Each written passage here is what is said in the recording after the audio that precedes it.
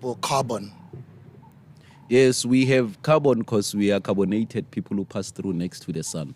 Let's explain this. If I have a spaceship that is going to pass next to the sun, whatever protection we have as a spaceship that we are internally protected from neutralized gas or CO2 gases, we are safe. But at the end of the day, we are not safe from the rays of the sun. The heat will penetrate whatever protection. It still penetrate even in here. You can protect yourself in a cave, but you can feel the heat under the basement of your cave, that the sun is hot.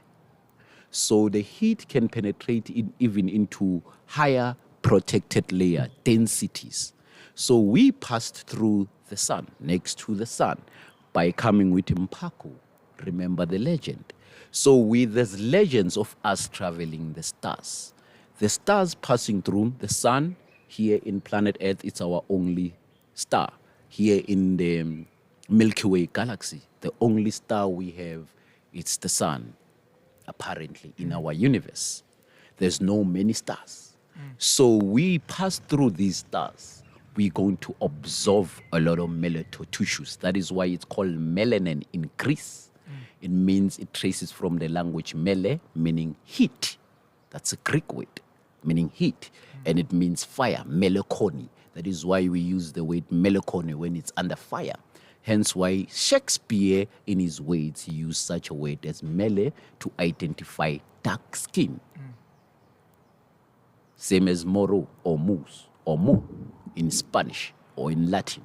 That's where we get the name the Moors, Saint Maurice. Why is it that other people have got stronger melanin than the other? It's because we pass through the sun, next to the sun. That is why it's genetically inherited.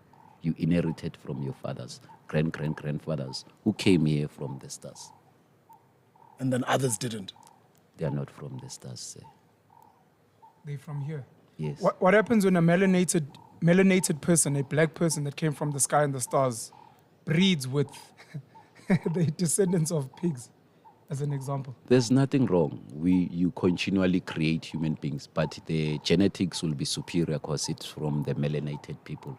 That is why there's interbreeding, miscegenization that happened in slavery, what we call pick and nigger. It happens through interbreeding, that the genes of the white people may be strong. Hence why the royal house, with may peace be on the queen, the royal house contain the genes of black people. That's their secret. You spoke about... Sorry, say that again? The royal house in Britain contain black genes. Is it? I've Yes. heard those stories. The Moors, is there a link there? The Maurice story is to misdirect you because Okay. it's all about Saint Maurice. There's a guy called Saint Maurice. There's a church and there's celebration in Europe for that. He was a black man. That's why they are called Moors. They are children of Saint Maurice. But now there's a royal symbiology of how royalty were built itself. They had to breed with black people in order to have what we call strong genes. So the British royal family essentially has got melanated blood in them, and you're arguing, or from what you've said, you're arguing because they have melanin and they come from outside the galaxy, they merged with the people that you said reached the highest level of knowledge, which Yes. included violence, which we didn't have anymore. And that breeding of the black melanin and And these the- people, yes, these sir. white people, what we call white Europeans, that creates a higher type of human being. Is that It the argument? creates a different species. Not that- a higher form? Not higher form, a different species. Strong genes. It's just white people don't have strong genes. I'm not being racist. Let no one take me as if I'm racist, but let's be factual about it. White people cannot survive slavery. Not at all. We live under slavery and these harsh conditions, and we still can smile and be happy. White people cannot do that. There's a doctor in America who make an experience. And then this doctor said, I will take a mile of all you, my white kids, and you need to live like black people. They couldn't survive at all. Because they don't have genes like that. They don't have such power or strength. You have such a strength that you can live under a persecution and still smile. Should I be breeding with darker skinned women? Since we're talking about the breeding part, I wouldn't mind breeding with darker women because they have strong genes. As long as they're educated maybe by the Europeans who are comfortable with violence. People are educated by Europeans, all of them, all of us. Even me, I'm talking English language, though I've never been in school. So it's a form of communication. It doesn't matter if a person, they are educated by Europeans, so long they can give you better stock. Jeez. I would like to understand the artifacts, I'll call it that, or omunye umuntu mhlambe ngesilokishi would call it induku. But for me, it looks familiar to some of the pieces that the great Coco Credo Mutwa used to carry. Oh, the artifacts, it's done eventually by grandson of Baba Credo Mutwa. Okay. Yeah, he has done it for me as a gift. And then it has symbiologies that are family related, meaning Zulu symbiologies. That is why here this guy has imikabo, as you all know. And then here we have a swatika, the unconquered son. swastika. Yeah, the unconquered son. So this is a artifact that he does, like art. He does art. He's to art. But now he put this slot that is from Baba Credo Mutwa's garment in order to give me, the way he said it, that angifuna ube namandla ntwana yami yabona ukuthi mohamba, that's what he said. So he gave it to me like as a gift, like he made it for me. I did go to him several times and he told me that, no, I'm going to do a scepter for you so that you can carry it, that people may know about your knowledge system. And when they ask you about Umkhulu Baba Credo Mutwa, you can show them this scepter because you are carrying the essence of Baba Credo Mutwa, the cloth, which means it's from the garment that he used to wear. Because I can see the similarities with some of the big sculptures that Yes, he personally built himself when he was Yes, still sir. alive. That is why it's a four faces. At the Credo Mutwa It's village. a four faces, meaning the four constellational. The four corners of the universe, the four corners of galaxies, the four corners of everything. The four corners are the balance of the cross. That is why we have a cross symbol, meaning the four corners. That is why Jesus Christ was crucified in the cross. He's the sun that is always crucified by the four corners of the universe. Like the way the sun is coming back now, according to the springtime, it was crucified during the winter. That is why we had the coldness, the darkness, and the sourness, and the dryness of things. I think it brings the conversation to the season that we are entering now. Yes. We're going to Inzalo Elanga with Umkhulu Ntsingiza, and the conversation there has been around the African calendar, as they would call it, and from September being the season of, as they would call it, the African New Year. Your understanding? I will tell you one thing, that there's no such a thing as African calendar. Sorry if I may maybe offend anybody, but I would like to speak the truth. There's several calendars Egypt Kemet has created, and then these several calendars have different ushering of movement. There's a Cyrus calendar, there's a Venus calendar, there's a Jupiter calendar, there's all these forms of movement that the astrologers calculated, and they were called the hour priest. So these hour priests who could identify movements in the skies and then made calendars through this movement. That is why we have a constellational calendar, also known as the zodiac. So there's no such a thing as African calendar, but there's such a thing as keeping up with the time that you are in. And then keeping up with the time that you are in, you get to relate with the nature and keep timing with the nature that is in. That is why in Africa, in the southern hemisphere, we have the spring that we are going to approach. It's the southern hemisphere. In the northern hemisphere, they had their spring during March. That is why the Jewish calendar started during March, because it started during the spring of the Jews in the northern hemisphere. So everything, it has its own accuracy. Like people who are at the sites, like northern east or north depth, they will get different calendars. Like the Halloween that is happening during the 2nd of November. It's Samade, meaning it's inception of the summer or the end of the summer. That is why the end, I mean to say, it's the end of the summer. That is why they have a celebration of the dead. And that celebration of the dead is called Mudos Andosa, or the Day of the Dead. You know, we all know about it. We celebrate it. But that Halloween, we never knew that Halloween means it's the end of the summer. They are approaching a winter season. That is why it has scary tactics, trick or treat or take or treat, because they believe that spirits descend from wherever they are. So you need to be trick or take a treat. So either you give these children sweets or you get tricked by the spirits. I want to ask, you remind me of Dr. Sebi, who never went to school, and you mentioned that you didn't go to school. Yes, sir. How practical is it to get to your level of knowledge without the English language? Or let me put it more bluntly, is it possible to get to your level of knowledge with only an indigenous language such as isiZulu, isiXhosa, Yes. Sepedi as an example? And number two, how do other people that desire to get to your level of knowledge, how do they do that? Are there books they read? Is there a journey they can go through? I'll just tell them a simple thing. Since everybody is talking about secrecy, I'll just tell them that go and knock somewhere.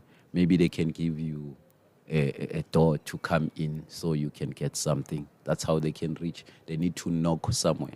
And knocking somewhere, you need to go and make maybe a 3-time knock to the Freemasonry or the Secret Society or the Sangomas. I don't know. But at the end of the day, if they want that, they need to work hard for it.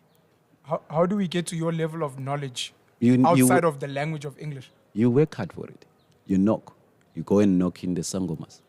As a Zulu person, can I speak about the Greeks? Can I speak Yes. about the stars? Can I speak about the science? You speak of the maths. Penuel, God, let me tell you, you call yourself God. I am God, yes. Yes. I used to be called God. That's something I grew up with.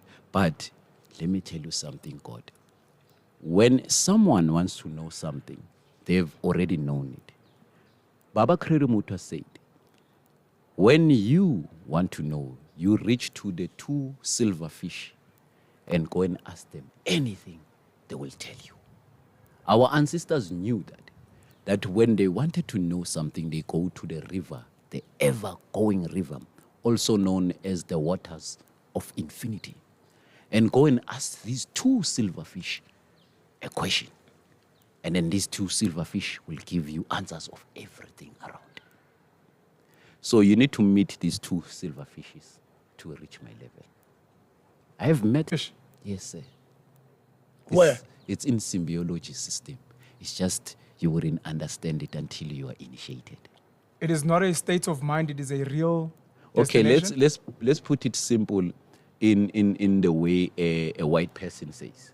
A white person says we need to reach the deep eternity of ourselves, and we need to open our spinal cord so that the energy flow can flow in a 33rd positional flows. And then through that flow, it can have 144,000 influence in our psyche. So it's the same thing the Bible says, that the 144,000, they were the ones who were chosen to be the elected ones who are holy in the heaven of God, where there's 12 gates, 3 from different position of 4 corners, meaning 3 from the other side, 3 from the other side, 3 from north, east, west, and south. Is there a chance that you are a chosen person? It seems like Ukoko Credo Mutwa was chosen. It seems like a lot of children, a lot of young people, even adults that we try to speak to, absolutely refuse to listen to these types of conversations. Is there a chance that you are chosen and that you can only be chosen to have the type of curious mind to No, begin knocking on the I'm doors? not chosen, sir. I'm not a chosen one, sir. I was just born like everybody, and I'm privileged that my grandfather taught me a lot, and I was initiated in the secrecy of the secret, and it's an African traditional initiation, not Freemasonry, not nothing. The same way Baba Credo Muta was initiated, just I don't want to divulge it and talk about who took me and what happened. But I was initiated. At the age of 3 years, I disappeared, and I was initiated at the age of 21, and I was initiated even at the age of 30. why must people, black people, learn what you know? And how does it help us win in this world that we live in? Because it feels like we are losing. It feels like we are still oppressed. It feels like we are poor. It feels like we are broken. What is the purpose of learning all this knowledge that you have, and how does it impact the lived, what we call a lived reality in this world? We learn this knowledge so that we can rebuild something new. Egypt was built through the knowledge that I'm talking about, that we are all interested in. This knowledge, it's a builder of forms. It can create. You can create different things. I was explaining to some other Sangoma that we need to interfere, we need to infiltrate hospitals. We need to infiltrate places where Sangoma have these tools. The Sangoma study about medicine. And medicine is something that people are curious about and concerned. And we are struck about with viruses that can be cured. And we are told about viruses that make us to isolate ourselves. So we need such knowledge system in order to come out from this evolutional progress or process or the time that we are in of viruses. Because we are experiencing these viruses because of our evolutional mind and thinking. And the people who are in charge of these minds, they are less informed. I know that people will talk about Britain being in charge or America. They are less informed, trust me. They are learning from us. The CIA sent a lot of investigators in South Africa so that they can learn from Sangoma's secrecy of things that can help America. America has made a research on psychology, on traumatical experiences that they've never learned about, such as being possessed by the spirit, such as having paranormal activities. So they come here in South Africa to come and learn that within the Sangomas. I've met a lot of them. It's just I'm not a CIA and I'm not going to expose them. But I have met a lot of them who are making a research for Washington, D.C. Wow. Till today. Yes. They are studying us. We are a study. This is an unfair question because I don't even know if you can give me an answer. Is there a chance that all the knowledge that you have is incorrect? Yeah. And that might be the reason why I'm speaking for you and on behalf of all black melanated people. No. Is there a chance that the information that have been passed on by Mkuluwako and other people is incorrect and that's why we're missing it, number one? And number two, should we be taking on learning violence, which you say we don't have? You know, my knowledge is not correct. It's not incorrect. It's just knowledge. It's just I know. I'm just an empty vessel that has welcomed everything, whether it's new or old.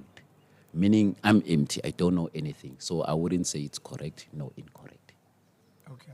So it's just knowledge. Okay. And it's proven by factual experiment. That is why we say it's scientific knowledge, because of proven data. So in learning, people can learn it, and they can try by all means to use the same systems as white people. Let me tell you something. I was talking with a VET student before they make what we call Fees Must Fall protest. I told them that in order to have this protest, you're going to have a powerful influence. But now this influence is going to be dull and useless. In 3 years after to come, you'll be nothing and you'll never be known. You can call yourself fallist, but you'll be already the fallen one because you are not an influence. But try by all means to change the law. You'll be known generation to generation to come because you have already changed what influenced our life. Don't tell me about paying a fees. But if we are changing a law, don't you think we'll have a law that says a poor child must come and learn without paying fees? But with a law that is influencing now, you cannot change anything. You can protest for whatever you protest for, but so long you attack the law, you can change everything. And to explain that, I coupled it with a code to tell them that in the absence of violence, or in the absence of law, the only supreme law is violence in war. So you are under war. You were under war during colonization. It is still war. It doesn't mean war has to be violent. That is why your laws are violent. That is why you are violated by the laws they've brought to you. They ensuring you, they ostracize you from everything. So you need to have violence in order to take over. I'm not the one who say I'm justifying violence, Yeah. but in order for you to win back what you stolen from you, you need to be violent because it was taken from you with violence. So if you could think you're going to be peaceful and protest peacefully, trust me, you can sing "We Will Overcome" like the Martin Luther, and they will assassinate you, and then it will be end of the story. We'll read about you in the books. Ash, you keep reminding me of the great Dr. Khalid Muhammad. May his soul rest in peace. If you don't know Dr. Khalid Muhammad, guys, go research another scholar of Elijah Muhammad, Dr. Khalid Muhammad. You know Khalid? Highly melanated, Ay, with a bald head. Chiskope China. Vutumlilo, my vulumlo. Highly melanated. Yeah, Dr. Khalid became a problem in the nation of Islam. I don't want to talk those internal politics because Yes, they they'll have a be lot of jumping internal into our podcast and going to the YouTube and telling me I'm not a right black person and all those things. But at the end of the day, Elijah Poole and Fat Wallace, they are a big fraud. How? But what can you do when us black people don't have anything we can run for any leader? That's how it is. That is why we have careless, corrupt leaders. It's because all frauds do make sense.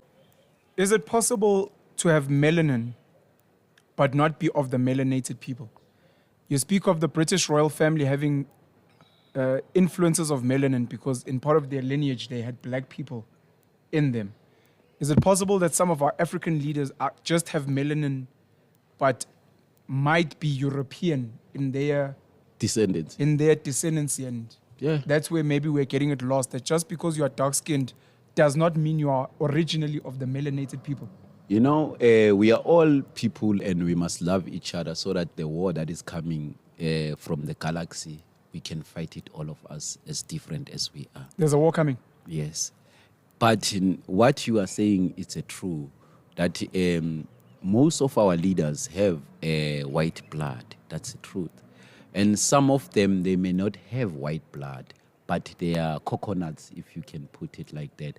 And some of these coconuts are initiated in these white secret societies and form of gentlemen clubs. So they need to keep up to their bosses and their masters' commands. Before we let you go, I'd like to ask two last questions.